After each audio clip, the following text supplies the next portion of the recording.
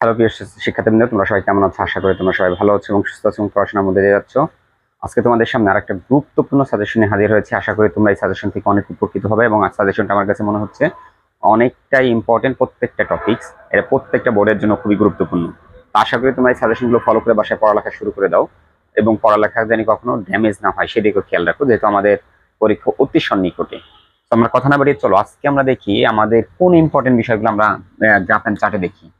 Graph and চার্টে আমাদের কোন বিষয়গুলো বেশি ইম্পর্টেন্স, খুব ইম্পর্টেন্ট। দেখো, choice of profession by educated people, অর্থাৎ আমাদের সমাজে বা বাংলাদেশের প্রেক্ষাপটে শিক্ষিত লোকের চাকরির ক্ষেত্রে পছন্দ কোনটা সেই দিকটা আলোচনা করা। আমি তোমাদের অলরেডি একটা টেকনিক শিখিয়েছি, আবারও আমি এটা রিপিট করবো। এই টেকনিক অবলম্বন করে তোমরা যে কোনো graph and chart easily answer করতে পারবে। So no tension. তারপর হচ্ছে ইন্টারনেট ইউজার্স। ইন্টারনেট ইউজার্স হচ্ছে আমরা জানি ইন্টারনেটের ব্যবহারকারীর সংখ্যা বাড়া, যেটা আমাদের গুড হবে গুড সাইড, এটা সামারি টানতে হবে, ব্যাড হলে ব্যাড সাইডে, দুইটা দিয়ে আছে। আমি আবারও রিপিট করবো, আবারও বলে দিচ্ছি। এক্সপোর্ট সেক্টর, বিডি বাংলাদেশের এক্সপোর্ট আমরা জানি হচ্ছে রপ্তানি। আমাদের কোন কোন সেক্টরে কতটুকু রপ্তানি করে, আমরা কতটুকু ফরেন কারেন্সি হাই করি, এই বিষয়টা ছিল এইখানে আলোচনা করা, খুবই গুরুত্বপূর্ণ এটাও। তারপর দেখো ফেসবুক ইউজার্স, এটা খুবই ইম্পর্টেন্ট একটা বিষয়, কারণ আমাদের বর্তমান প্রেক্ষাপটে ছেলে মেয়েদের ভিতরে ফেসবুকের ইউজারের বা যে তোমার হচ্ছে এটা কিন্তু বাড়তেছে। ফেসবুক ইউজার্স এর যে ব্যবহারকারী আছে তাদের সংখ্যা কিন্তু দিন দিন বাড়তেছে। তো এখানে আমরা ফেসবুক ইউজারের ভিতরে আলোচনা করবো যে ফেসবুকের প্রতি সালে কত পরিমাণ বৃদ্ধি পাচ্ছে, এর ফলে কি ধরনের কাজ হচ্ছে, কি ভালো হচ্ছে না খারাপ হচ্ছে, এই বিষয়টা এখানে আলোচনা করা হয়েছে।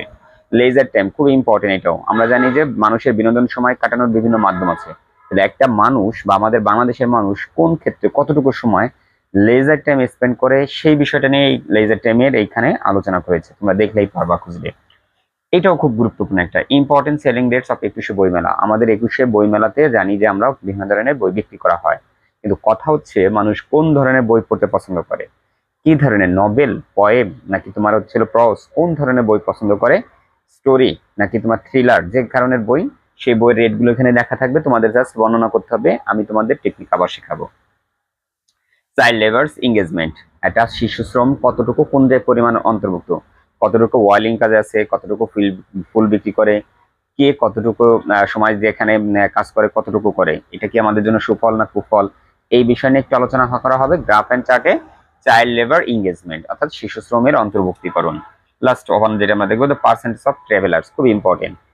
ট্রাভেলার্স হচ্ছে ভ্রমণ করে, বাংলাদেশে তোমার ভ্রমণ করে এরকম কত পরিমাণ, কতটুকু মানুষ, কত পার্সেন্ট মানুষ ভ্রমণ করে, কোথায় ভ্রমণ করে, সংখ্যা কি বাড়তেছে না কমতেছে, ভ্রমণের কস্ট কি, এই বিষয় নিয়ে গ্রাফ অ্যান্ড চার্ট সুন্দর করে দেওয়া থাকবে। তোমরা ওই তথ্য দেখে দেখে সুন্দর করে বলে দেবা যে এত ইন 2020 দ্য ট্রাভেলার্স নাম্বার হচ্ছে এত, and it has decrease or increase then previous years. এইভাবে করে করে আমি তোমাদের আবারও রিপিট করাবো। তবে তোমাদের মনে রাখতে হবে এই যে যে 8টা আমি গ্রাফ অ্যান্ড চার্ট দিচ্ছি প্রত্যেকটা বোর্ডের জন্য খুবই গুরুত্বপূর্ণ। যদি মনোযোগ সহকারে পড়ে যাও, আমি গ্যারান্টি দিলাম তোমাদের 100% কমন পড়বে। তো আশা করি আজকের এই গ্রাফ অ্যান্ড চার্টের সাজেশনটা তোমাদের অনেক অনেক কাজে লাগবে। আমরা আরো সাজেশন দেবো। তবে আশা করি সে পর্যন্ত সবাই ভালো থাকবে, সুস্থ থাকবে। আল্লাহ হাফিজ।